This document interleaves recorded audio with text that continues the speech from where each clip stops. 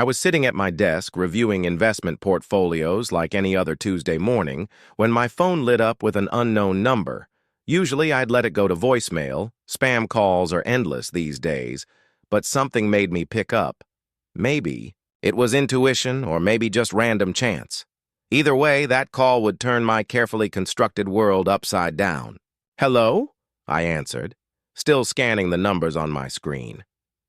The office around me was quiet except for the gentle hum of the air conditioning and the distant sound of keyboards clicking. "Harper?" The voice on the other end, was hesitant. Familiar, in a way that made my stomach clench. It's your mother." My fingers froze over the keyboard. 12 years. It had been 12 years since I'd heard that voice. Since I'd spoken to any of them, my mother, my father, or my sister Lily. 12 years of building my own life, my own success, far away from their toxic favoritism. I glanced at my office door, grateful that it was closed. "What do you want?" My voice came out harder than I'd intended, but then again, maybe that's exactly how I meant it to sound. My free hand curled into a fist on my desk. There was a pause, a deep breath. "Your father is very ill, Harper. The doctors, they say he doesn't have much time left." Her voice cracked slightly. "We want you to come home, to make peace, to say goodbye." I sat there, staring at the modern art piece hanging on my office wall, the one I'd bought myself last year, just because I could. The silence stretched between us like a rubber band ready to snap. Outside my window, life went on as normal, people walking, cars passing, the world spinning. But in my office, time seemed to stand still.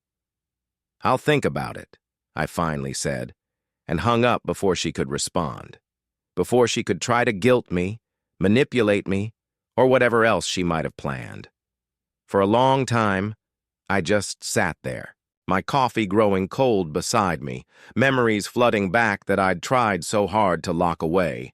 But they came anyway, like a dam breaking, and I found myself remembering everything that had led to this moment. Every slight, every betrayal, every moment of choosing Lily over me. I was always the responsible one, the independent one. I had to be. From the time Lily was born, just 2 years after me, it was clear who the favorite was. Every birthday, every Christmas, every ordinary day, the pattern was the same. Lily got the new toys, the prettier clothes, the bigger portion of dessert. I got the hand-me-downs, the practical gifts, the lectures about being a big sister, and how I needed to set an example. When Lily wanted my new colored pencils in 3rd grade, Mom made me share them. "You know how sensitive your sister is," she'd say, while Lily smirked behind her back. When she broke my favorite book by throwing it in the pool during a tantrum, Dad just said accidents happen and bought her an ice cream to cheer her up. The book had been a gift from my favorite teacher, and I'd spend hours reading it under my covers with a flashlight. No one bought me a replacement. When she got better grades, they threw parties. "Look how smart our little girl is," they'd crow, while I sat in the corner with my straight A's that were just expected. When I got better grades, they just nodded and said, "That's what we expect from you, Harper. You're older. You should be setting the example." I learned early on that if I wanted something, I had to get it myself. At 16, I started working at Joe's Cafe after school. The manager, Sarah, became more of a mentor to me than my own mother ever was. She taught me about responsibility, about saving money, about standing up for myself. I saved every penny, dreaming of the day I could build my own life. The phone incident was what really opened my eyes to how deep the favoritism ran. I'd saved for months to buy myself a smartphone. Nothing fancy, just a basic model. $400 that I'd earned one, tip at a time. The day I brought it home, Lily threw a fit. "But I want one too," she wailed, reaching for my phone with grabbing hands. "Harper, give it to me. You're so selfish." "No," I said firmly, holding it out of reach. "I bought this with my own money. You can save up for one too. You can get a job like I did." "Mom!" Lily screamed, her face turning red. "Dad! Harper's being mean!" They came running, of course. They always came running when Lily called. Mom from the kitchen, Dad from his study, both looking concerned about their precious baby's distress. "Harper," my father said sternly, his face set in that disappointment. "I knew so well. Why are you being selfish? Your sister just wants to see your phone." "Because it's mine," I replied, my voice shaking with anger and hurt. "I worked for it. I earned it, every single dollar." "You're supposed to love your sister," my mother added, her disappointment evident. "How can you be so cruel? We raised you better than this." I looked at them, really looked at them, and something clicked into place. This wasn't normal. This wasn't fair. This wasn't love. This was something else entirely, and I was done pretending it was okay. "I do love her," I said quietly, still in my voice. "But that doesn't mean I have to give her everything I own." I went to my room and locked the door, ignoring their calls and Lily's fake sobs that I knew would soon turn to demands for something else. That night, I started researching colleges in other states, dreaming of escape. I opened a new document on my computer and typed college applications at the top. I remember the day the acceptance letter came like it was yesterday. I was 18, had just graduated high school, and my hands were shaking as I opened the envelope from the investment management program in Arizona. Sarah watched me from behind.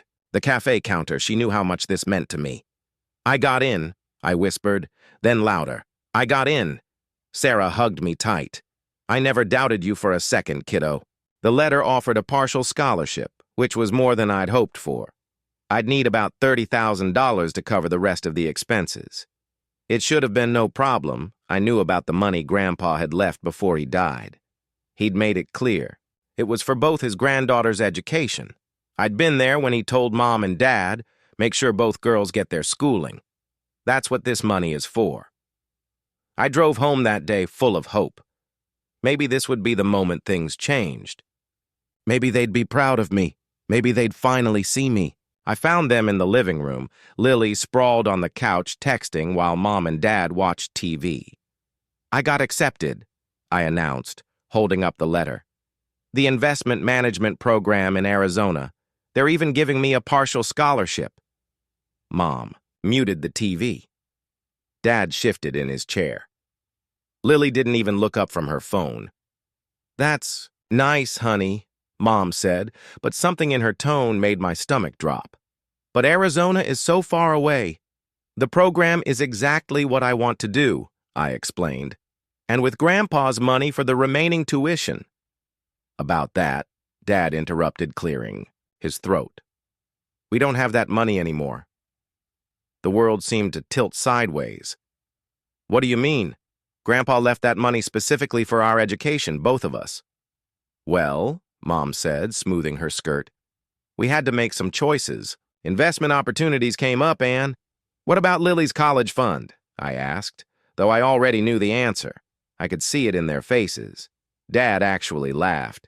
"Don't worry about your sister's education. We've got that covered. So you spent my portion." My voice was rising. "You spent the money Grandpa left for my education but kept Lily's?" "Don't be dramatic," Mom said. "You're good at figuring things out. You'll find a way." I looked at them, really looked at them. At Mom's expensive jewelry, at Dad's new golf clubs in the corner, at Lily's designer clothes and latest iPhone. "You're telling me," I said slowly, "that you spent the money my grandfather left for my education. On stuff? On yourselves?" "Watch your tone," Dad warned. "No," I shouted. "I won't watch my tone. This is wrong. This is so wrong. Grandpa wanted that money to go to both of us." "Get out," Mom snapped. "Just get out until you can speak to us with respect." I stormed out, slamming the door behind me. I drove to the cafe, tears blurring my vision, and worked my shift in a daze. The next day was my regular morning shift at the cafe. I went through the motions, making coffee and serving breakfast, trying to figure out what to do next. Sarah noticed something was wrong but didn't push. That's why I loved her. When I got home that afternoon, my key wouldn't work in the lock. I tried again and again, but it wouldn't turn. That's when I noticed my suitcases. the old ones from the basement sitting by the door. They were stuffed with my clothes, some haphazardly folded, others just shoved in. "Mom," I called out, knocking. "Dad?"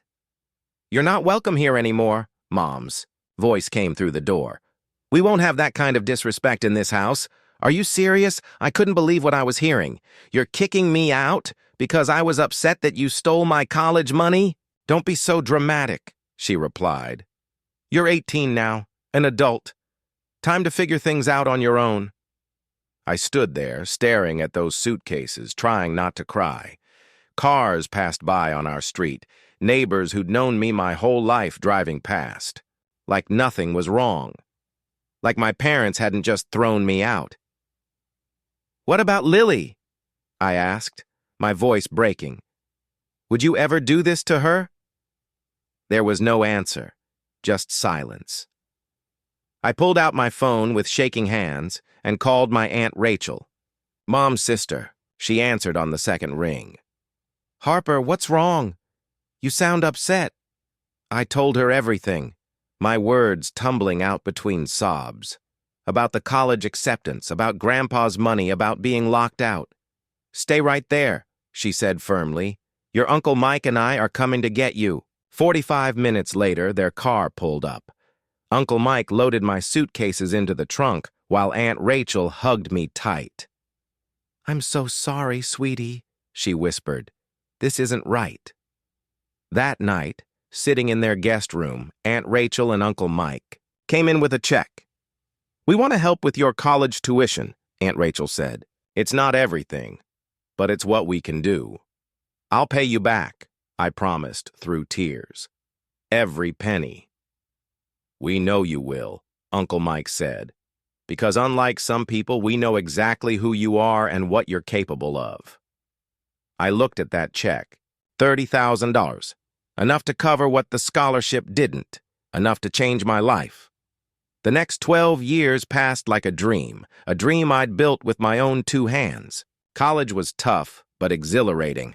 I threw myself into my studies, working part-time at the university's financial office to cover living expenses. Every semester I made the dean's list. Every summer I landed prestigious internships. And every month I put aside money to repay Aunt Rachel and Uncle Mike. During those 4 years, my phone never rang with calls from my parents or Lily. Sometimes I'd catch myself wondering what they were doing, but then I'd remember the suitcases on the doorstep and force myself to focus on my future instead. My first job offer came 2 months before graduation, a junior position at Goldman Investment Partners. The starting salary was more than I'd ever dreamed of. The day I signed the contract, I called Aunt Rachel. "I did it," I told her, my voice shaking with excitement. "They want me to start right after graduation." "Of course they do," she said, and I could hear the pride in her voice. "You're exceptional, Harper. You always have been." I stayed in the same city as my job, starting in a tiny studio apartment that barely fit my bed and desk. But I didn't care. It was mine. Every morning, I'd wake up at 5, hit the gym, and be at my desk by 7:30. Every evening, I'd stay late, learning everything I could from my colleagues. My boss, Catherine, took me under her wing. "You've got something special," she told me one night as we worked on a major client presentation. "You're hungry, but not desperate, driven, but not reckless. We need more people like you." 3 years in, I made senior analyst. 2 years after that, investment manager. My salary doubled, then tripled. I moved from my studio to a luxury apartment with floor-to-ceiling windows and a view of the city. I bought my first Mercedes, a sleek black C-Class that made me smile every time I saw it in the parking garage. I paid off my debt to Aunt Rachel and Uncle Mike in full, though they tried to refuse the money. "We didn't help you so you'd pay us back," Aunt Rachel protested. "I know," I told her. "You helped me because you love me, but I'm paying you back because I love you too, and because I keep my promises." I traveled the world, Paris, Tokyo, Sydney. posted pictures on social media of sunsets in Santorini and snow-capped peaks in Switzerland. I never blocked my family on social media, but I never looked at their profiles either. Let them see my success if they wanted to. I was done looking back. Until that phone call in my office, 12 years later, bringing it all crashing back. The week after my mother's call, I found myself driving down the familiar streets of my hometown. Everything looked smaller somehow, less significant. I pulled up to my parents' house in my Mercedes, adjusting my Chanel sunglasses in the rearview mirror. The house hadn't changed much, same blue shutters, same wooden swing on the porch. But now I could see the peeling paint, the sagging gutters, the signs of neglect. My mother opened the door before I could knock. She'd aged more than I expected, gray, streaking her hair, lines around her mouth that hadn't been there before. "Harper," she breathed, reaching for a hug I didn't return. You look so successful."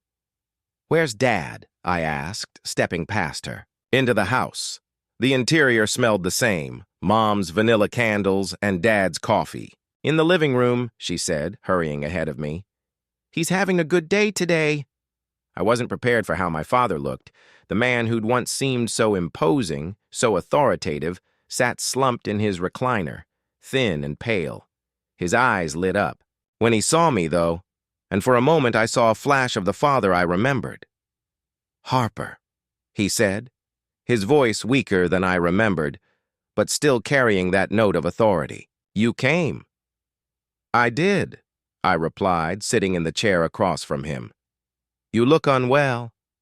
He laughed, but it turned into a cough. "Always direct, weren't you?" "Yes, cancer's a bitch. Doctors say I've got a few months.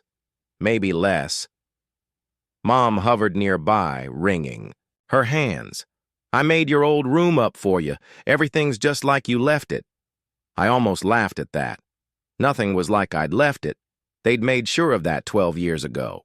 "Where's Lily?" I asked, noting my sister's absence. "Oh, she's out with friends," Mom said quickly. "She'll be back for dinner. She's so excited to see you." I doubted that, but nodded anyway. We made awkward small talk for a while. They asked about my job, my apartment, my car. I gave short, polite answers, watching them exchange glances when they thought I wasn't looking. That evening, Lily finally showed up, dressed in designer clothes that looked new. She'd gained weight since I'd last seen her, but her face was still pretty, still holding that look of perpetual entitlement I remembered so well. "Harper," she squealed, as if we were best friends who'd just been apart for a weekend. "Oh my God. Is that a Cartier watch?" "It's gorgeous." Dinner was a strange affair. Mom had made all my favorite childhood dishes, as if food could bridge a 12-year gap of betrayal and silence. Dad ate little, mostly pushing food around his plate. Lily chatted endlessly about her friends, her social life, her plans to start a lifestyle blog. "Speaking of plans," Dad said suddenly, setting down his fork. "Harper, there's something important we need to discuss." I saw Mom tense up, saw Lily's eyes dart between our parents. Something clicked in my mind. This wasn't just about saying goodbye to a dying father. This was something else entirely. "What is it?" I asked, though a part of me already knew this wasn't going to be good. Dad leaned forward, his face serious. "I need you to promise me something, a dying man's wish, if you will." I waited, my hand tightening around my water glass. "After I'm gone," he continued, "I need to know that Lily will be taken care of, that she'll be able to maintain her lifestyle. And you, well, you're in a position to ensure that happens." The room went silent. I could hear the tick of the clock on the wall, the hum of the refrigerator, the sound of my own heartbeat pounding in my ears. "You want me to what?" I asked, my voice dangerously quiet. "To take care of your sister," Mom jumped in. "To help her, financially. You're doing so well, Harper. You have more than enough to." I stood up from the dinner table, my chair scraping against the hardwood floor. "Let me get this straight. You called me here after 12 years of silence to ask me to financially support my fully capable adult sister? Harper, please sit down, Mom pleaded. You're making this more dramatic than it needs to be. More dramatic, I laughed. But there was no humor in it. You kicked me out of this house. You left my belongings in suitcases on the doorstep.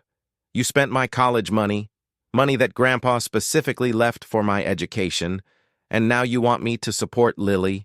Lily spoke up, her voice whiny. It's not fair that you have so much money and won't share it. You've always been selfish. I turned to look at her. Really look at her. Designer dress, expensive jewelry, perfectly manicured nails, all paid for by our parents even now when she was 28 years old. What exactly have you been doing these past 12 years, Lily? I asked.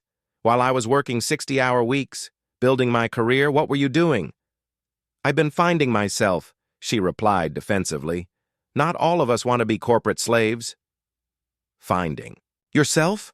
On Mom and Dad's dime? I shook my head. And now that Dad's sick, you're worried about losing your meal ticket, aren't you? Don't talk to your sister that way, Mom snapped. She's sensitive. She needs to grow up, I shouted. She needs to learn how to support herself.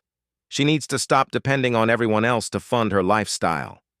Dad's fist hit the table, though with less force than I remembered from childhood. Enough. I'm dying, Harper.